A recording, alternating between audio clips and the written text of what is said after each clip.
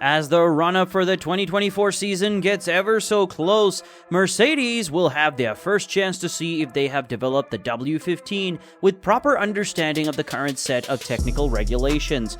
With good news coming out regarding the W15 passing the FIA frontal crash test successfully, Wolff has come out and revealed more good news, but also with a small catch in it as well.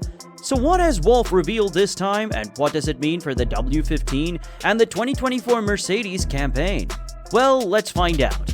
Mercedes are on a mission for the 2024 campaign, beating Max Verstappen and Red Bull to establish themselves once again as the dominant force in Formula 1. Considering both Red Bull's unmatched advantage and with the technical regulations moving stable from 2023 to 2024, Red Bull are in prime position to dominate in 2024. But latest developments back at Brackley seems to put a pause on that scenario, especially the latest statements from Toto Wolff. With the Austrian putting pen to paper, extending his own contract as Mercedes team principal till the end of the 2026 season, Wolff shared positive preliminary reports from Mercedes simulator driver Anthony Davidson that the car feels much more together than its troubled predecessors, which proved unpredictable and hard to drive for Lewis Hamilton and George Russell. Our simulator driver Anthony Davidson was driving in Melbourne in the sim, and he said, "The car feels like a car for the first time in 2 years." This news regarding the W15 simulator performance has been positively welcomed by fans, but simulator providing promising results is not always a guarantee. Evident by the team's own 2022 season, where they saw massive gains in the simulator, but that correlated into one of the worst cars the Silver Arrows have ever produced in their own history. This is where Wolff himself put a slight catch afterwards, implying that everything happening in the simulator does not necessarily translate into on-track performance, as has been the case with Mercedes with the W13 and the W14. Obviously, I would love this to correlate to the track, but we've seen in the last 2 years that this was not always the case. Being optimistic than being overhyped is the safer option, but considering the learnings the team has made over the past 2 years, and with the conceptual change Allison is making back at the factory, starting from the very hardware they used to design the car down to the car's own design, it's very unlikely that this time that the Mercedes simulator is showing wrong data.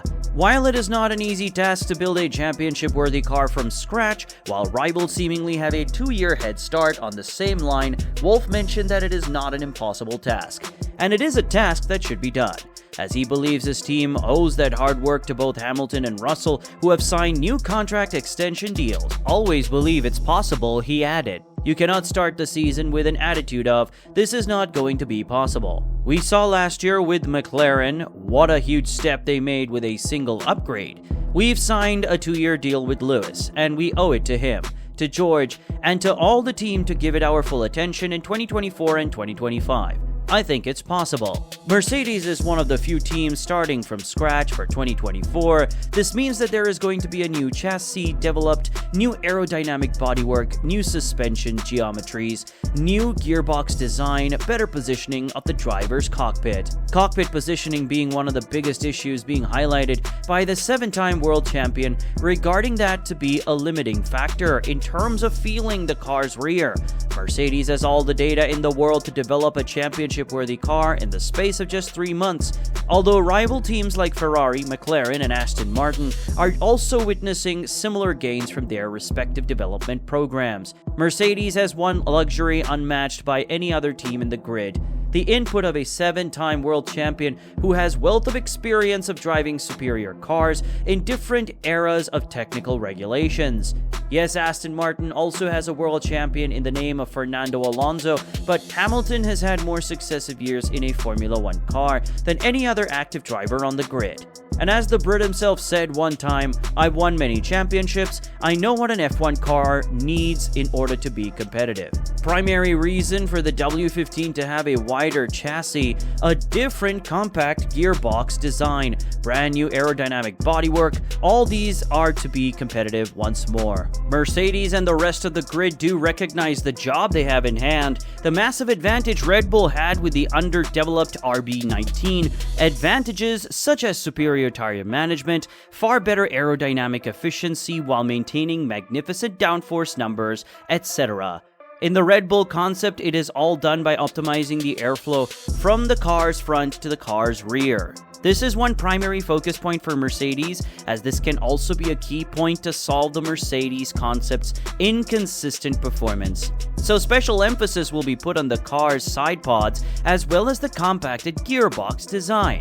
Apart from this, huge focus will be put on the car's underfloor, the main source of downforce these days. Construction of the Venturi channels will be made different, closing down different philosophies, optimizing all of them to the fullest. Reconstruction of the floor naturally requires the chassis to be wider, which is a change Mercedes are making for the W15. The number of changes Mercedes are making for the W15 should never be surprising, considering the fact that the near B-spec change at Monaco for the W14 to everyone's surprise unlocked no performance potential whatsoever. And due to those changes, obviously three parties, Wolff, Hamilton, and Russell, all are adamant that the W15 will be a competitive machinery on track. But the car itself is not enough for Mercedes to be championship contenders. Every tenth of a second matters in Formula 1, which could be a deciding timepiece if an undercut or overcut works, as strategy does play an equal part as the car's performance does. While the team strategy is not to be messed with, when compared with the likes of Ferrari, pit stops should be compared. As Mercedes lose over a second to rivals like McLaren, Red Bull, and Ferrari in one pit stop on average, this is a trend that Mercedes has followed since their golden era. Work on a safe pit stop rather than a lightning one, resulting in errors. While that motto has worked for them in the past, with the grid currently being very competitive, every tenth matters, and Mercedes are responding. Our mindset for the last 12 years was that we don't need to be world champions in pit stops, we just need to avoid slow pit stops, the Austrian said. It is coming to a situation now where we realize because it has become so competitive, we just need to ramp our game out there.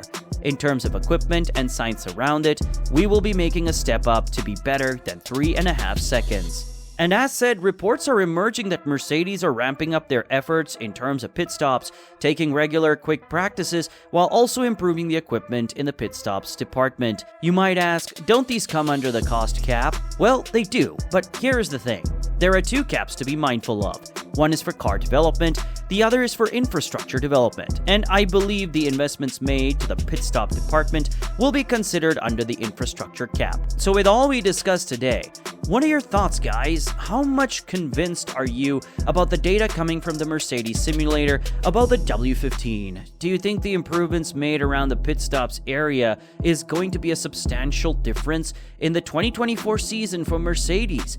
Very much into your thoughts and perspectives in the comments section down below. And on your way down, don't forget to subscribe to the channel to get notified of our future uploads to keep yourselves up to date about the 2024 Formula 1 season.